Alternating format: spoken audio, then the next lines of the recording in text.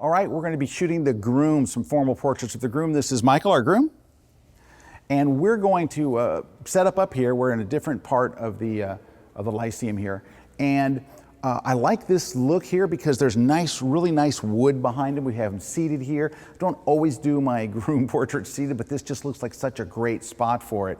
And so we're going to start with the same thing that we shot the bride with, the exact same setup, the exact same softbox. We're just going to put it in front of him at a 45-degree angle, pretty standard setup. My power is, we are at just over a 16th power, so I'm halfway between a 16th and an 8th. So again, very low power because the light is so close to him. Now, we are at still 1/125th of a second on our settings.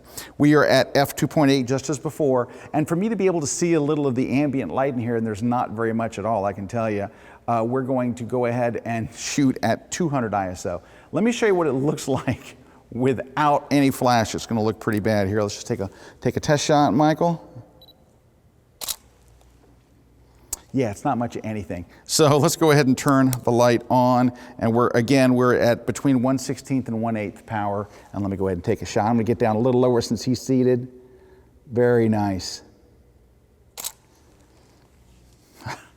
That's more like it. That looks much, much better. Again, now the light is pretty soft and it looks pretty nice and it's very flattering. I like the shadows on the other side of his face. If I wanted to take this up a notch, I'd add a second light. Before I do, let me go grab a couple more shots here while we have it all set up. Nice, I'm gonna go in nice and tight. This is nice and tight right up in here. Very nice, great smile. That looks good, nice. This looks great. These are perfect. But if I wanted to take things up a notch, I would go ahead and add what we call a kicker light in the background. It's basically either a hair light or a rim light, a second light. Now we use this very nice strip bank. It works the exact same way. It's an Apollo strip and it works the same way as the big softbox. It pops into place just like the other one. And we're gonna position it behind him and kind of aiming down. And this is pretty much our standard setup for this. I have the front light over here. I have the strip bank in the back. And if you see me live on tour, you'll see me doing this is the exact same kit that I use on tour to do the same thing. So here's what I'm trying to get out of the lights. Number one, I want softer, I don't want super creamy, mega soft light, or I would get the light closer to him. By the way, if you want edgier light, just push it back farther. So I don't want to get it too close to him because it will look too soft, but this is what I'm looking for. Soft light, then a little bit of shadow, and then this hard, edgy light. Now I'm gonna go ahead and take a shot, but I can tell you what, when you do this, if you want success in using multiple lights, you know what the key is? Do them one at a time. Just look at the back light first, turn off the front light, look at the back light. I'm gonna go ahead and do that. I'm gonna turn off the front light so I'm just seeing the strip bank that we just added, because if that's not positioned right, you won't know once all the lights are on. So let me go ahead and shut the front light off, and then we're just gonna test just the back light. All right, so if you look straight towards me, and let me just see just what the backlight looks like. All right, the backlight's probably hitting his nose a little more than I would want it to. It looks pretty good the rest of the way on his shoulder, around his hair. I'm gonna have Brad move it back, just slide it down just a little bit. Oh, there you go, just tip it the other way a little bit. And while you're right there, Brad, hold on, I'm gonna take a test shot. That's better, that's much better.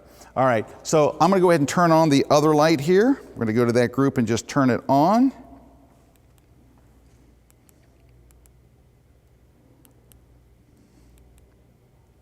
And we're at 1/16th is what I want my front light set at. And let's take a shot. Here we go. This is almost the real deal.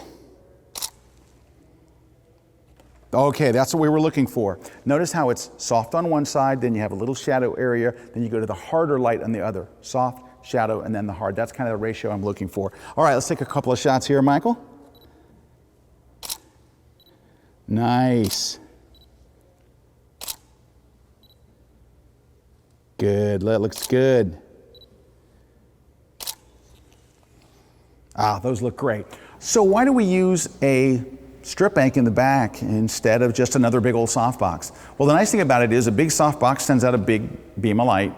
The strip bank sends out a smaller one, right? And that helps us focus, and you can see we're having a little spill issue. If you're having a spill issue or the light's spilling off, there's an accessory that you can get that makes a huge difference. It's called a fabric grid, or you may have heard it referred to as an egg crate grid. It just Velcros right in over the front, and it takes the beam from the strip bank from this to straight on. So I'm gonna have Brad put the egg crate grid over the front of just the strip bank. And I tell you what, guys, if you're gonna get a strip bank, this one accessory is worth its weight in gold. And by the way, these things used to cost what gold cost. There was a time where you'd get an egg crate grid, and I kid you not, it cost more than the softbox. Today, they're much, much, much more affordable, thankfully. And so all you do is Velcro it in there, and it just literally takes the beam and puts it in tighter. Let's go ahead and take a couple more shots of Michael, our groom, here. As soon as Brad gets that Velcroed in, I think it's all good. All right, now let's go ahead and get a couple of shots. These are pretty much gonna be just headshots. That looks perfect. Nice. Now, I think I can actually maybe bring up the power of that a little bit more. I can get a little more juice out of that backlight. So I'm gonna switch to the second group here real quick. We're gonna go to the second one. Increase the light from 1/8 to maybe 1/4. I can get a little punchier with that. Here we go. There we go. That looks really nice. All right, and you got no spill. It looks perfect. One more, Michael. Nice. Beautiful. All right, now we're going to try something different.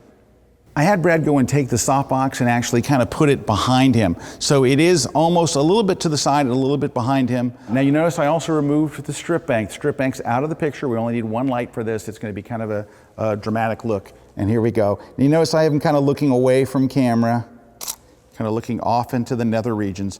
And this would make a lovely black and white shot right here. So you're just seeing a little of the ambient light on his face, and then just the one light kind of creating a dramatic look in the background. So once you already have the one softbox set up, how easy is it to just pick it up, move it a couple of feet, and you get a different look. And also, don't just stand in one place and shoot. Once you have the light set up, if the photographer moves to the left, you get a different lighting look. If you move to the right, you get a different lighting look. Whatever way you move, you're gonna get a different lighting look. So keep that in mind when you're shooting. Don't just sit in one place and just keep the light in one place. Once you get a good look going, then move, then move. You're gonna get 3 different light looks without even moving the light.